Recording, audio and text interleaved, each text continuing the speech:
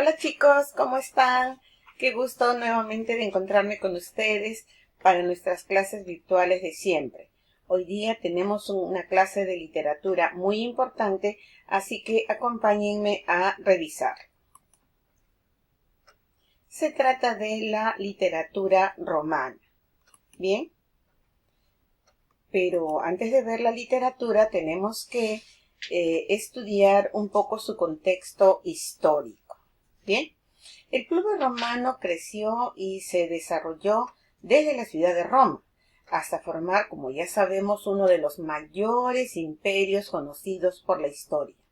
Esta etapa, que abarca aproximadamente desde el siglo VII a.C. hasta el siglo V o V después de Cristo, entró este pueblo en contacto con muchas culturas, ya sea por las invasiones, por las conquistas, etc. Pero aquella cultura que sí verdaderamente marcó a los romanos fue la cultura griega. Bien. La literatura romana abarca todas aquellas obras que fueran escritas en latín, ¿no? A pesar de que ellos tenían su propio idioma, pero por la influencia de Grecia, las obras se escribieron en latín. Por eso es que esta literatura romana también es conocida como literatura latina. Lamentablemente, Roma no era muy creativa, ¿sí? Desde el punto de vista de la literatura y de otras artes también. Así que, ¿qué era lo que hacía? Imitaba la tecnología, el pensamiento, el modo de escribir de otros pueblos. Y eso ocurrió justamente con la literatura. Sin embargo, no hay que quitarle mérito a los romanos, porque la innovación que hizo en la literatura romana influyó en la literatura universal para que se enriqueciera, básicamente por los cambios que introdujo en la creación poética y en la creación de la sátira. Veamos ahora cuáles son las características de esta cultura. Bien, una parte de su cultura y todo lo de sus conocimientos procedieron de la cultura griega, y esto va a ser un permanente y constante tópico.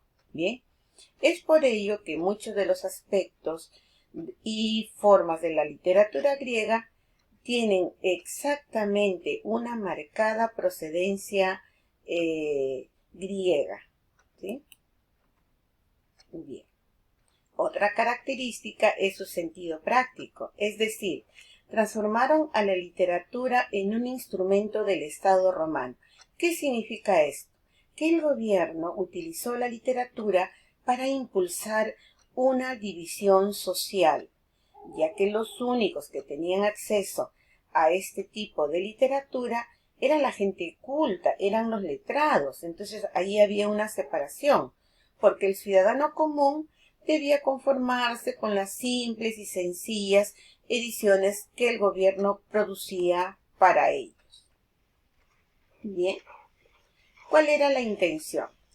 En Grecia, la intención del teatro era pues producir en el espectador una especie de sentimiento muy fuerte a través de la tragedia, pero al final de esa presentación el espectador salía como un poco relajado, ¿no? En cambio, en el teatro romano, el espectáculo teatral era un espectáculo más, nada más. Solamente tenía como único fin divertir y hacer reír al público. Ahí hay un cambio, ¿verdad?, en la intención creativa teatral. Adicionalmente a eso, la poesía latina satiriza, es decir, se burla de las costumbres sociales o la conducta de determinadas personalidades, ¿no? Ahí vemos una representación de una sátira. La cultura y la literatura romana pasaron por periodos. Vamos a ver cuáles fueron. La primera o el primer periodo constituye con la literatura primitiva. ¿Por qué primitiva? Porque los romanos hicieron literatura, hicieron creaciones literarias antes del siglo III de Cristo. Por lo tanto, no es que comenzaron justamente después de los griegos. No, ellos ya habían hecho sus propias creaciones literarias. ¿Cómo es así que comienza a impulsarse la creación literaria? Ellos, como les gustaba la diversión, lo hemos dicho, organizaban festivales, etcétera. Entonces necesitaban que alguien escribiera los guiones para esas representaciones, que los divirtiera. Y es así que nacieron escritores romanos, siendo los más importantes Plauto y Terencio. La segunda etapa es la República, que se llama también la Edad de Oro. ¿Por qué? Porque en esta etapa se vieron las mejores épocas de la literatura latina y se debió al impulso que le dio el emperador Augusto. Durante estos años aparecieron los maestros de la literatura romana, ¿sí? Como son Ovidio, Virgilio, Horacio, entre muchos otros importantes escritores. El tercer periodo de esta historia es la Edad de Plata, conocida de esa forma porque, aunque hubo grandes esfuerzos literarios y se crearon conocidas obras como las escritas por Lucano y Publio Papinio Estacio, estas jamás pudieron alcanzar la calidad de los escritos que nacieron en la época de la Edad Media, de la Edad de Oro. ¿Qué géneros se cultivaron? Se cultivó la poesía lírica. Sin embargo, este género no evolucionó mucho, básicamente porque los romanos no hicieron sus propias creaciones, siguieron únicamente los moldes griegos y por eso no pudieron evolucionar. También se debió esta no difusión a que solamente estaba dedicada a las altas esferas sociales y por eso era muy difícil que las clases bajas pudieran tener acceso a ella.